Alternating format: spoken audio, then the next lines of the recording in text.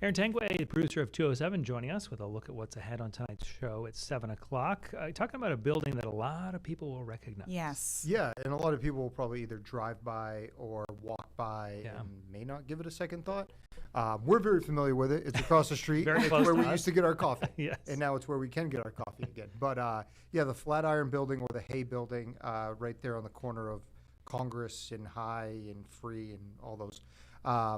It's got new ownership, opened a new coffee shop on the first floor, but the second floor is an art gallery, and the third floor is really where it gets interesting.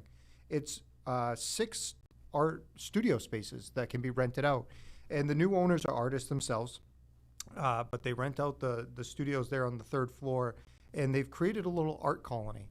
So David Guildford takes us inside, goes up and visits with the various artists, and it's a wide range. There's like a wood carver, there's someone who does prints, people painting, drawing, and spend some time with them. And they talked about how much having that little community feel. They can go in anytime, and they said also to get some feedback or just to have another artist look at what they're doing and give them a little, whether it's encouragement feedback or a they're little doing. advice or it's so it's a cool thing going And they on there. support those artists. They show a lot of that artwork in their coffee shop on that Right. first floor too. Yeah, so they can sell their art right there, draw inspiration from other people, and it's a nice quiet space where they can work and really what's probably one of the busiest intersections in the city. And I know that we've both met the couple who owns the building and runs the studio and the coffee shop, and they are so invested in making the community of Portland work and art Yeah. work. Like they're just all in on making this happen. Yeah, and Rob Caldwell also brought up the point. It's kind of interesting. You walk by a lot of these buildings every day,